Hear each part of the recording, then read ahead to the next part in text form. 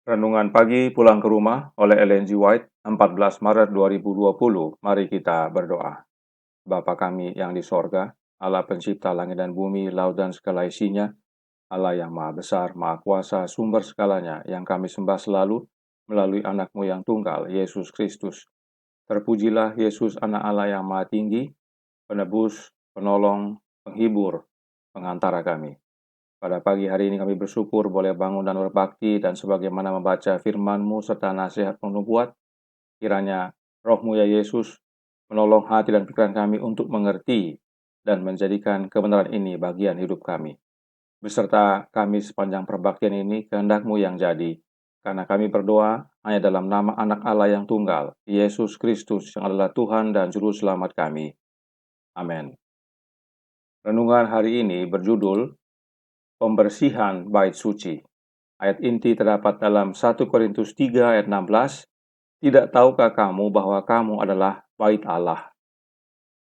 Dalam membersihkan bait suci itu, Yesus mengumumkan tugasnya sebagai Mesias, serta memulai pekerjaannya. Bait suci itu yang dibangun untuk tempat kediaman hadirat ilahi, dimaksudkan untuk menjadi pelajaran yang nyata bagi bangsa Israel dan dunia ini. Sejak zaman yang kekal adalah maksud Allah agar setiap makhluk yang diciptakan, mulai dari serafim yang gilang gemilang dan suci sampai kepada manusia, harus menjadi bait suci untuk tempat tinggal halik. Karena dosa, manusia tiada lagi menjadi bait suci Allah. Karena digelapkan dan dinajiskan oleh kejahatan, hati manusia tiada lagi menyatakan kemuliaan ilahi. Akan tetapi oleh penjelmaan anak Allah, maksud surga pun terlaksana. Allah bersemayam di dalam manusia, dan oleh rahmat yang menyelamatkan, hati manusia menjadi bait suci sekali lagi.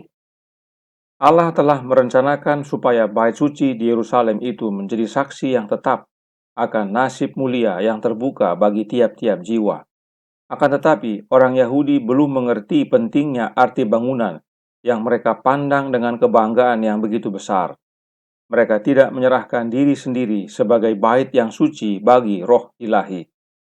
Halaman bait suci di Yerusalem itu yang penuh dengan kegaduhan, perdagangan yang najis, membayangkan secara tepat keadaan bait suci hati yang dinajiskan oleh hadirnya hawa nafsu dan pikiran-pikiran yang najis. Dalam membersihkan bait suci itu dari pedagang dunia, Yesus mengumumkan tugasnya untuk membersihkan hati dari kenajisan dosa, dari keinginan duniawi, hawa nafsu yang mementingkan diri, kebiasaan yang jelek yang merusakkan jiwa. Tuhan yang kamu cari itu akan masuk ke bait-Nya. Malaikat perjanjian yang kamu kehendaki itu sesungguhnya ia datang. Firman Tuhan semesta alam. Siapakah yang dapat tahan akan hari kedatangannya? Dan siapakah yang dapat tetap berdiri apabila ia menampakkan diri? Sebab ia seperti api tukang pemurni logam dan seperti sabun tukang penatu. Ia akan duduk seperti orang yang memurnikan dan mentahirkan perak. Dan ia mentahirkan orang Lewi, menyucikan mereka seperti emas dan seperti perak. Maliaki 3 ayat 1-3. Tidak seorang pun dengan kuasa dirinya sendiri dapat membuang kuasa kejahatan yang telah menguasai hati itu. Hanya Kristus yang dapat membersihkan bait suci jiwa. Tetapi ia tidak mau masuk dengan paksa. Ia datang ke dalam hati, bukan seperti ia datang ke dalam bait suci dahulu itu. Melainkan ia berkata, "Lihat, aku berdiri di muka pintu dan mengetuk. Jikalau ada orang yang mendengar suaraku dan membukakan pintu, aku akan mendapatkannya." Saya ulangi, aku akan masuk mendapatkannya. Wahyu 3 ayat 20. Hadiratnya akan membersihkan serta menyucikan jiwa, supaya dapat menjadi sebuah bait suci yang kudus bagi Tuhan dan menjadi tempat kediaman Allah di dalam roh. Efesus 2 ayat 21 dan 22. Saudaraku dalam Tuhan, pada pelajaran renungan pagi pulang ke rumah tanggal 13 Maret, kita diajar bahwa kesembuhan jasmani orang yang lumpuh 38 tahun karena dosanya sendiri adalah gambaran akan kesembuhan jiwa kita yang lumpuh karena dosa-dosa kita. Dan yang menyembuhkan kita baik untuk jasmani dan rohani adalah Yesus Kristus. Dahulu, Yesus hadir sebagai penyembuh secara fisik di antara manusia. Sekarang, Dia hadir sebagai penyembuh secara roh di dalam kita manusia yang percaya. Nah, renungan hari ini memberikan pelajaran yang serupa bahwa apa yang terjadi secara jasmani menjadi gambaran untuk kerohanian kita. Renungan kita hari ini menyatakan bahwa dalam membersihkan Ka'bah dari pedagang dunia, Yesus mengumumkan tugasnya untuk membersihkan hati dari kenajisan dosa, dari keinginan duniawi, hawa nafsu yang mementingkan diri, kebiasaan jelek yang merusakkan jiwa. Ulang ke rumah halaman 85, paragraf yang pertama. Nah, kenapa hati kita perlu dibersihkan? Karena dalam Ka'bah, di halaman di Yerusalem, penuh dengan kegaduhan, perdagangan yang najis, membayangkan secara tepat keadaan bait suci hati yang dinajiskan oleh hadirnya hawa nafsu dan pikiran-pikiran najis. Ulang ke rumah halaman 85, masih dalam paragraf pertama. Jelas sekali digambarkan bahwa kondisi halaman Ka'bah di Yerusalem yang penuh keributan, kegiatan bisnis duniawi adalah gambaran kondisi hati kita. Dan Nyonya White tuliskan bahwa adalah tugas Yesus, ya, tugas Yesus untuk membersihkan baik halaman Ka'bah di Yerusalem dan juga bait suci hati kita. Apa artinya? Artinya yang membersihkan hati kita adalah Yesus. Jadi baik Ka'bah jasmani dan Ka'bah rohani yang bersihkan adalah Yesus Kristus dan hanya Yesus Kristus. Mari kita lihat beberapa penjelasan Roh Nubuat dan Alkitab. Yang pertama, Bapa kita peduli, halaman 11, paragraf pertama, yang berkata, seorang pendosa tidak dapat melenyapkan dosa dengan kekuatan sendiri. Untuk mencapai hal ini, ia harus mencari kuasa yang lebih tinggi. Yohanes berkata, lihatlah anak domba Allah yang menghapus dosa dunia ini. Perhatikan, Kristus sendiri yang mempunyai kuasa membersihkan hati. Kristus sendiri yang punya kuasa bersihkan hati kita. Jika dikatakan Kristus sendiri, artinya hanya Kristus, tidak ada yang lain. Dahulu Yesus bersihkan halaman Ka'bah secara fisik. Sekarang, Dia bersihkan hati kita yang adalah bait sucinya secara roh. Itu sebabnya Roh Nubuat menuliskan dalam God's Amazing Grace halaman 295 paragraf 2 yang berkata, hati dalam keadaan alamiahnya adalah tempat kediaman bagi pikiran yang tidak suci dan hasrat penuh dosa. Ketika dibawa menghadap Kristus, harus dibersihkan oleh roh dari semua kecemaran. Nah, jika Kristus sendiri yang bisa bersihkan hati kita, maka roh yang White maksudkan dalam kutipan ini adalah rohnya Kristus. Sebab tidak mungkin White menuliskan sesuatu yang bertentangan. Bukan hanya dengan dirinya sendiri, tapi dengan Alkitab juga. Sebab Rasul Yohanes tuliskan bahwa Yesus adalah anak domba Allah yang menghapus dosa dunia. Artinya, yang bisa menghapus atau membersihkan dosa dari dalam hati kita adalah Yesus Kristus. Ingat, renungan hari ini katakan adalah tugasnya Yesus untuk membersihkan hati dari kenajisan dosa yang digambarkan dengan halaman bait suci di Yerusalem yang penuh pedagang. Hanya anak Allah yang dapat membersihkan hati kita, dan itu dilakukan oleh kehadiran rohnya yang kudus, roh Kristus. Perhatikan paragraf akhir renungan hari ini yang dikutip dari buku Kerinduan Segala Zaman, buku pertama, halaman 160, paragraf pertama. Kita ingat baik-baik dan pahami. Kita tidak dapat dengan sendirinya mengusir kerumunan jahat yang telah menguasai hati. Ya, tidak ada kuasa dalam diri kita untuk membersihkan hati kita. Perhatikan yang biru, hanya Kristus yang dapat membersihkan bait suci jiwa. Tetapi, Dia tidak akan memaksa masuk. Dia datang ke dalam hati, ya. Saya ulangi, dia datang ke dalam hati. Tidak seperti datang ke Ka'bah yang lama, tetapi dia berkata, "Lihat, aku berdiri di muka pintu dan mengetuk. Jikalau ada orang yang mendengar suaraku dan membukakan pintu, pintu apa itu? Pintu hati, sebab dia datang ke dalam hati.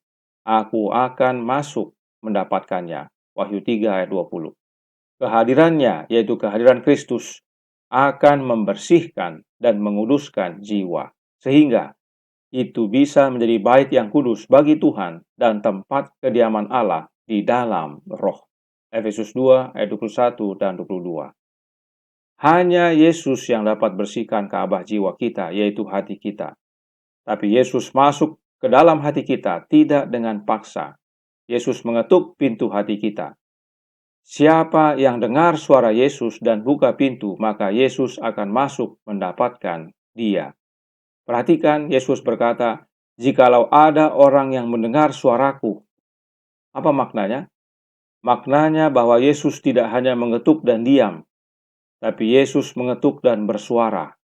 Suaranya itulah ketukan pada pintu hati kita. Yesus berbicara ke dalam hati kita.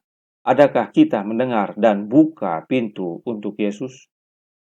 Perhatikan, setelah kita buka hati kepada Yesus dan Yesus masuk ke dalam hati kita, maka hati kita, diri kita ini menjadi bait yang kudus bagi Tuhan, tempat kediaman Allah di dalam roh.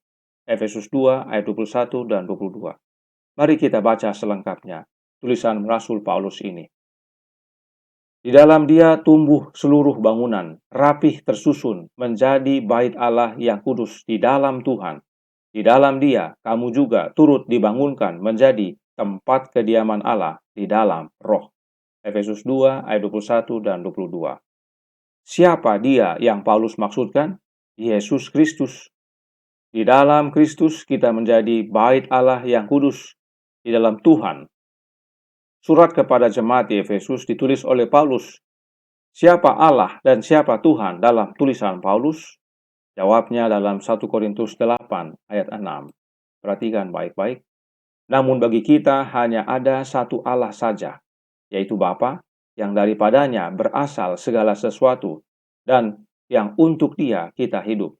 Dan satu Tuhan saja, yaitu Yesus Kristus, yang olehnya segala sesuatu telah dijadikan, dan yang karena Dia kita hidup.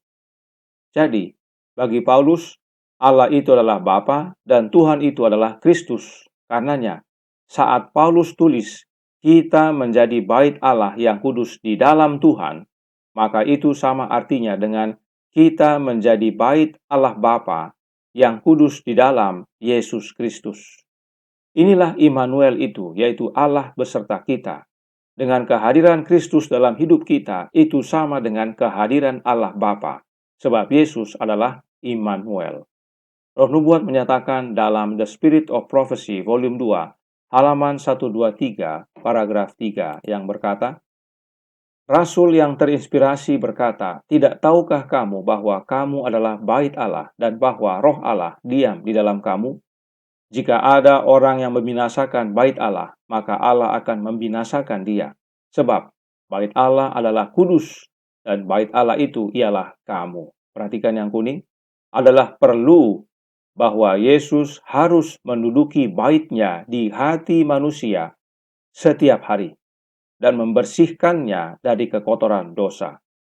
Bisa lihat betapa yang kita butuhkan adalah Kristus melalui kehadiran roh-Nya dalam hati kita setiap hari. Karena hanya Dia yang bisa bersihkan hati kita dari kekotoran dosa. Kita perlu roh Kristus setiap hari. Kita perlu dikuasai oleh Yesus agar Dia bersihkan dari kekotoran dosa. Karenanya, Signs of the Times, Juni 10, 1889, paragraf 4 menyatakan, buka pintu hatimu, dan Kristus tamu surgawi akan masuk. Izinkan Kristus masuk ke dalam hati kita. Bagaimana caranya? Bagaimana cara Kristus sebagai tamu surgawi masuk ke dalam hati kita? Signs of the Times, Desember 28, 1891, paragraf 2, menyatakan, jiwa harus dikosongkan dari diri sendiri agar Kristus dapat mencurahkan rohnya ke dalam kekosongan. Kristus harus dipilih sebagai tamu surgawi. Kristus masuk dan tinggal dalam hati kita melalui rohnya, yaitu roh Kristus. Maka dia akan bersihkan bait suci jiwa kita, yaitu hati kita, dari kekotoran dosa. Sebab hati kita adalah bait sucinya, dan saat ini penuh dengan kekotoran, karenanya perlu dibersihkan. Dan Yesus, hanya Yesus, yang dapat bersihkan hati kita, tidak ada yang lain. Tuhan memberkati. Saya bawa dalam nama Yesus. Amin. Mari kita berdoa. Bapa kami yang di sorga, Allah pencipta langit dan bumi, laut dan segala isinya, Allah yang maha besar, maha kuasa, sumber segalanya, yang kami sembah selalu melalui anak-Mu yang tunggal, Yesus Kristus.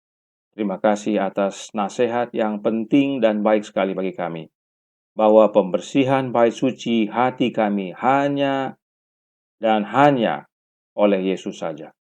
Tidak ada yang lain. Hanya Kristus sendiri yang dapat bersihkan hati kami.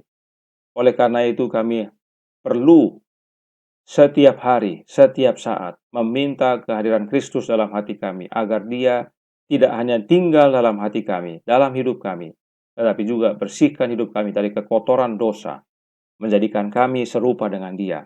Karakternya menggantikan karakter kami. Beserta kami sepanjang hari ini ya Bapa, tolong kami dengan roh-Mu ya Yesus. Kehendak-Mu yang jadi, ampunkan kami akan dosa dan salah. Karena kami berdoa hanya dalam nama anak Allah yang tunggal, Yesus Kristus, yang adalah Tuhan dan Juru Selamat kami. Amin.